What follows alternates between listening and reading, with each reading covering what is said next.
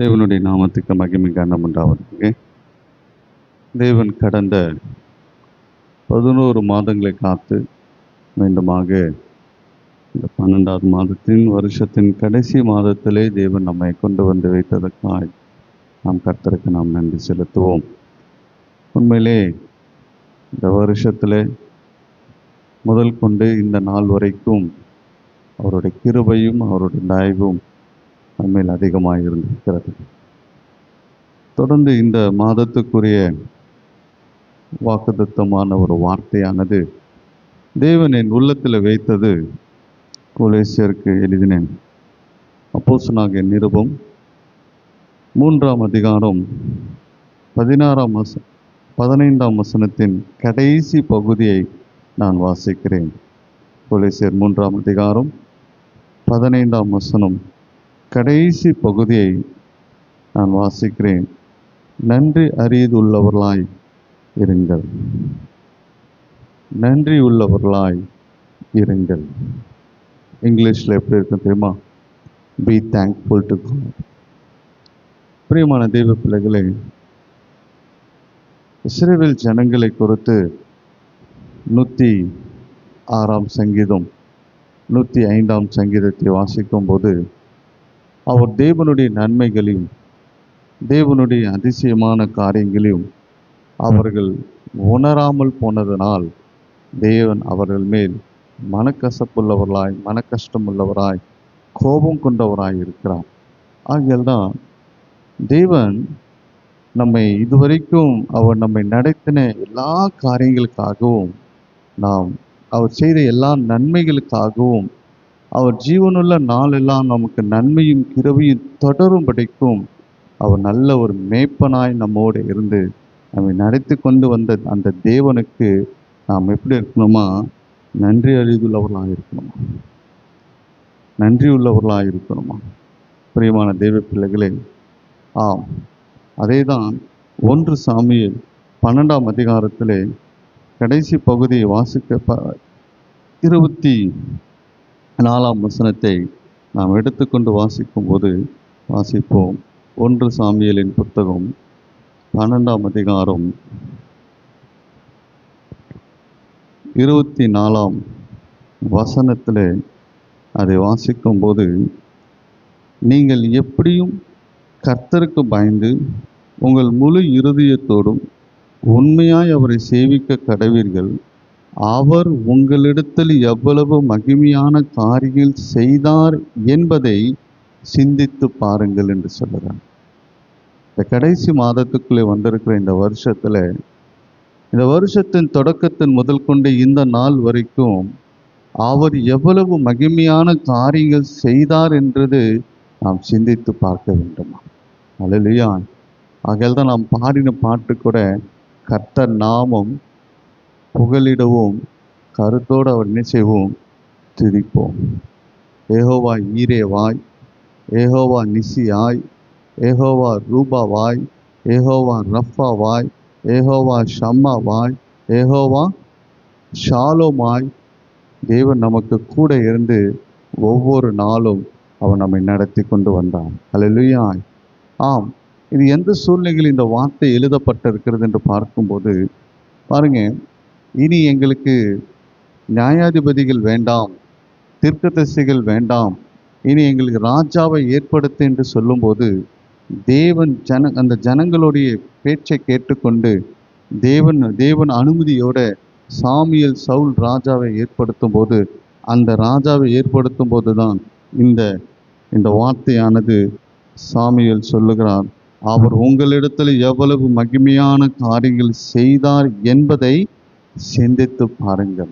அல்லேலூயா. எவ்வளவு நன்மையா, எத்தனை மகிமையான காரியங்கள் தேவன் செய்திருக்கிறார். இஸ்ரவேல் ஜனங்கள் அவர்களுக்கு இருக்கிற ஒரு வியாதின்னு சொல்லலாம், அவங்களுக்கு இருக்கிற ஒரு நன்றறியாத ஒரு கூட்டம். அதான் சொல்ற, அது வணங்காத கழுத்துள்ள ஜனம். நாம் செய்த நன்மைகளை அவர்கள் உணராமல் நினையாமல் போய்விட்டார்கள் என்று இருக்கிறது. ஆனால் நாம் அப்படி இருக்கக்கூடாது. பிரியமான தேவ பிள்ளை, நாம் அப்படி இருக்கக்கூடாது. கர்த்தர் செய்த நன்மைகளுக்கு நாம் நன்றியுள்ளவர்களாக இருக்க வேண்டும். அல்லேலூயா. கர்த்தர் செய்த நன்மைகளுக்கு, அவர் தந்த சுகத்தை ஆரோக்கியத்துக்கு, அவர் தந்த பலத்துக்கு, அவர் இம்மட்டும் நம்மை நடத்தி கொண்டு வந்த எல்லா காரியங்களுக்காகவும், பூமிக்குரிய நன்மையினாலும் ஆவிக்குரிய கிருபையினாலும் தேவன் இதுவரைக்கும் நம்மை நடத்தி கொண்டு வந்த அந்த தேவனுக்கு நாம் நன்றி உள்ளவர்களாக இருப்போம். அதான் அந்த கொலேசிய சபைக்கு சொல்லுகிறார், அப்பா நீ நன்றி அறிந்துள்ளவனாக இரு. பிரியமான தெய்வ பிள்ளைகளே, இன்றைக்கு உலகத்தில் இருக்கிற மனுஷன் எப்படி என்றால், மனுஷன் கர்த்தர் செய்த நன்மைகளை அவன் சீக்கிரத்தில் மறந்தான் என்று அந்த சங்கீதத்திலே நாம் வாசிக்கிறோம். ஆனால் பிரியமான தெய்வ பிள்ளைகளே, நம்முடைய வாழ்க்கையிலே ஃபாதர் பெக்மன்ஸ் ஐயா சொல்றது போல, நாளைய தினத்துக்கு வழி உண்டாக்கணும் என்றால் இன்றைய தினத்திலே நீ நன்றி சொல்லு. நாளைக்கு உனக்கு வழி பிறக்க வேண்டும் என்றால் இன்றைக்கு நீ நன்றி செலுத்து. ஆகையால் தான் லூக்கா 17ஆம் அதிகாரத்திலே அந்த 10 குஷ்டரோகிகள் சுகம் பெற்ற போது, அந்த 10 குஷ்டரோகிகள் போக வழியிலே சுகம் பெற்று கொண்ட பிறகு அவங்க சொல்ற அந்த 10 பேர்ல ஒருவன் மட்டும் இயேசுவின் இடத்தில் வந்து தன் சுகம் பெற்று கொண்டதை குறித்து தேவனை மகிமைப்படுத்தும் போது அங்கே இயேசு என்ன சொல்றான் வாசிப்போம். லூக்கா 17ஆம் அதிகாரம், லூக்கா 17ஆம் அதிகாரத்தில் வாசிப்போமாக.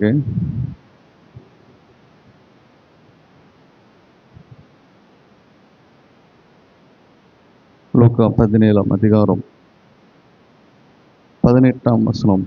தேவனை மகிமைப்படுவதற்கு இந்த அந்நியன் ஒளிய மற்றொரு திரும்பி வர காணுமே என்று சொல்லி அவனை நோக்கி, நீ எழுந்து போ, உன் விசுவாசம் உன்னை ரட்சித்தது. 17ஆம் வசனம். அப்பொழுது இயேசு, சுத்தமானவர்கள் 10 பேர் அல்லவா, மற்ற 9 பேர் எங்கே என்று கேட்டான். பாருங்க, அங்கே குஷ்டரோகத்திலிருந்து சுகம் பெற்றுக்கொண்ட எத்தனை பேர்? 10 பேர். ஆனால் வந்தது எத்தனை பேர்? ஒருவன் மட்டும்தான் வந்திருக்கலாம். அந்த ஒருவனும் அந்நியன் அல்லவா என்று சொல்லி மற்றவர்கள் 9 பேர் எங்கே என்று கர்த்தர் கேட்டான்.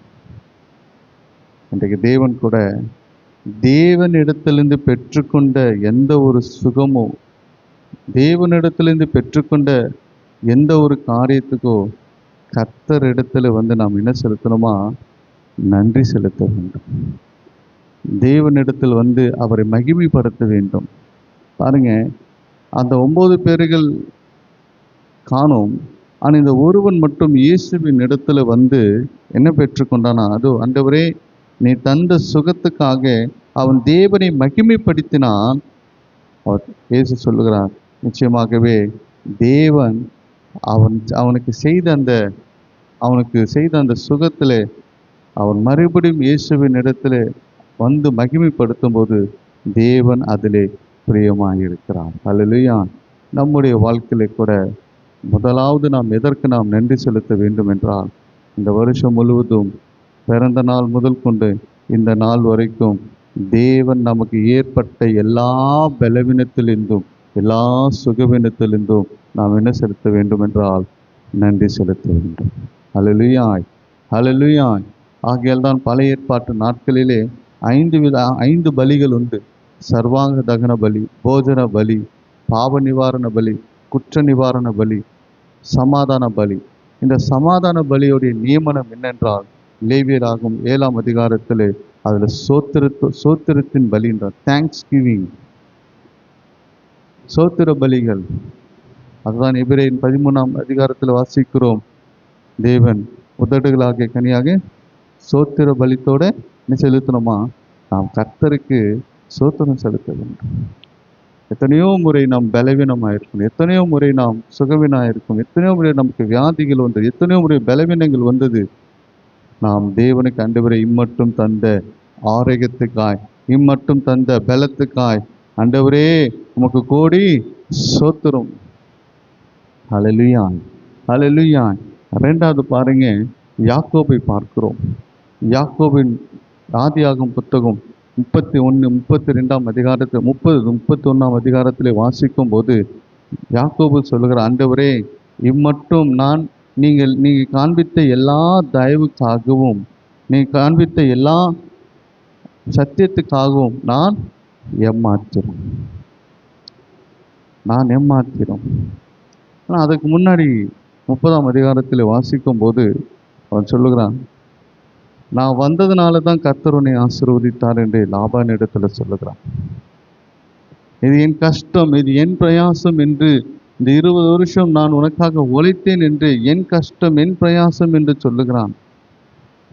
அப்போ யாக்கோபின் வாழ்க்கையிலே நான் என்ற வார்த்தையும் என் கஷ்டம் என்ற வார்த்தையும் வந்த பிறகு, அதற்கு பிறகு அந்த 31ஆம் அதிகாரத்தில் அவன் ஏசாவை சந்திக்கும் போது அவர் சொல்கிறார், ஆண்டவரே நீ காண்பித்த எல்லா தயவுக்கும் எல்லா சத்தியத்துக்கும் நான் ஏமாத்திரம். அல்லேலூயா. அப்போ என்ன தெரியும், ஆண்டவரே என் கஷ்டம் அல்ல ஆண்டவரே, நான் வந்ததுனால அல்ல ஆண்டவரே, நீங்கள் காண்பித்த எல்லா தயவுக்காகவும் இன்றைக்கு ஆண்டவர் வெறும் கோலோடு வந்தேன், இன்னைக்கு இரு பரிவாரங்களோட கூட்டத்தோடு இருக்கிறேன் என்றால் நீங்கள் எனக்கு காண்பித்த எல்லா தயவுக்காய் கோடி சோத்திரம். அல்லேலூயா. முதலாவது அவர் நமக்கு கொடுத்த சுகத்துக்காய், பலத்துக்காய், ஆரோக்கியத்துக்காய் நன்றி செலுத்த வேண்டும். ரெண்டாவது, தேவன் நம்மேல் வைத்திருக்கிற எல்லா தயவுக்காக நாம் என்ன சொல்லணுமா, நன்றி செலுத்த வேண்டும். அல்லேலூயா. ஆகையால் தான் வேத பாருங்கள், எசரா அந்த தயவுள்ள கரத்துக்காக அவர் என்ன செய்தானா, உபவாசம் பண்ணி ஜபம் பண்ணார். ராஜாவின் இடத்துல அவனுக்கு தயவு கிடைத்தது, ஜனங்கள் இடத்துல அவனுக்கு தயவு கிடைத்தது. ஆண்டவராய் இயேசு கிறிஸ்து கூட தேவ கிருபையிலும் மனுஷ தயவிலும் அதிகமாக என்ன செய்தாராம், விருத்தி அடைந்தாராம். பிரியமான தேவ பிள்ளைகளே, அப்போஸ்தலர் 2ஆம் அதிகாரம் கடைசி பகுதியை வாசிப்போம். அப்போஸ்தலர் 2ஆம் அதிகாரம் 47ஆம் வசனம். தேவனை துதித்து ஜனங்கள் எல்லோரிடத்திலும் தயவு பெற்றிருந்தார்கள். அல்லேலூயா.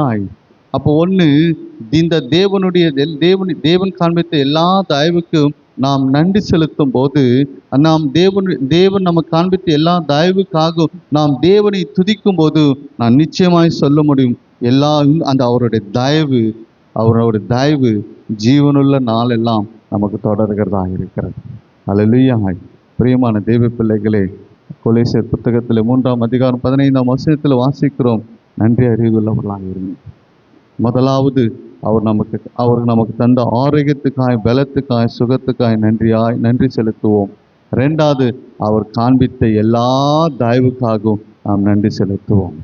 பிரியமான தேவ பிள்ளைகளே, அவர் நம் மேல் வைத்திருக்கிற தயவுனால தான் மனுஷரிடத்துல நமக்கு என்ன கிடைக்குதான், தயவு கிடைக்குது. ராஜாவின் இடத்துல என்ன கிடைக்குதான், நமக்கு தயவு கிடைக்குது.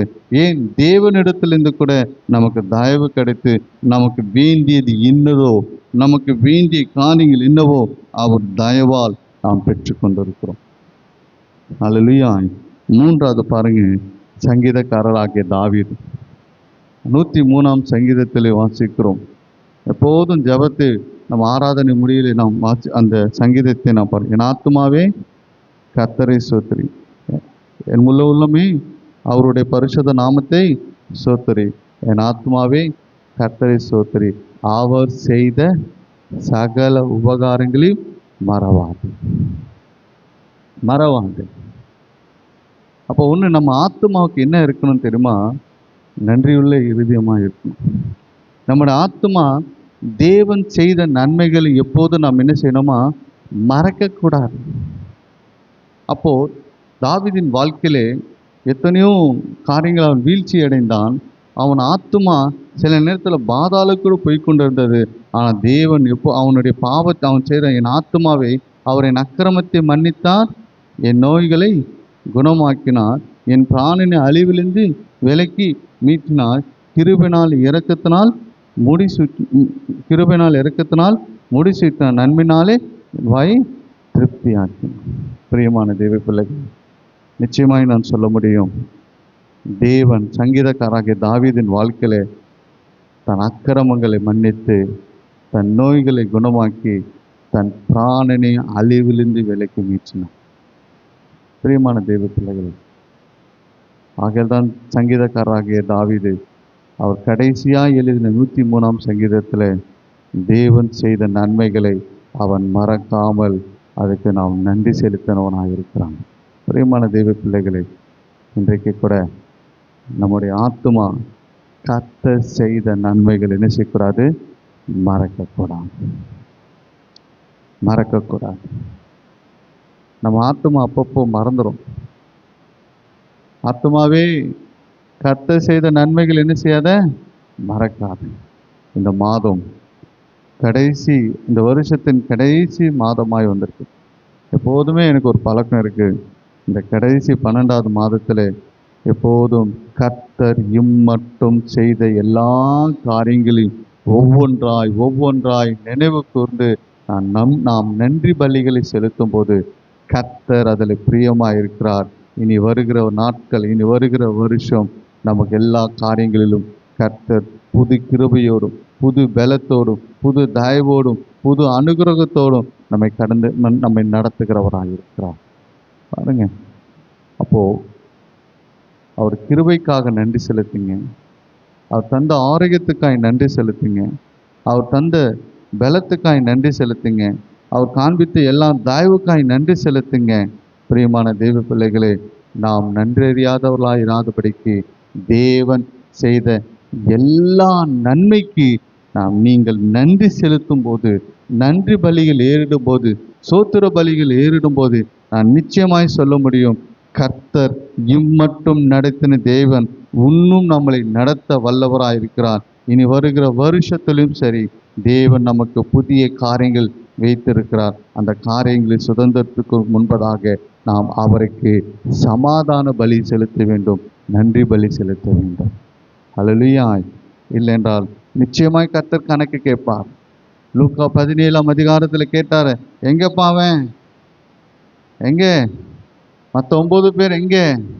நிச்சயமாய் தேவன் நம்முடைய வாழ்க்கையிலே தேவனிடத்திலிருந்து பெற்றுக்கொண்ட நன்மைக்கு, தேவனிடத்திலிருந்து பெற்றுக்கொண்ட சுகத்துக்கு, தேவனிடத்திலிருந்து பெற்றுக்கொண்ட எல்லா தயவுக்கும், தேவனிடத்திலிருந்து பெற்றுக்கொண்ட எல்லா கிருபைக்கும், தேவனிடத்திலிருந்து பெற்றுக்கொண்ட எல்லா மன்னிப்புக்கும், தேவனிடத்தில் பெற்றுக்கொண்ட எல்லா காரியங்களுக்கும் நாம் தேவனுக்கு நன்றி பலி செலுத்தினோமா?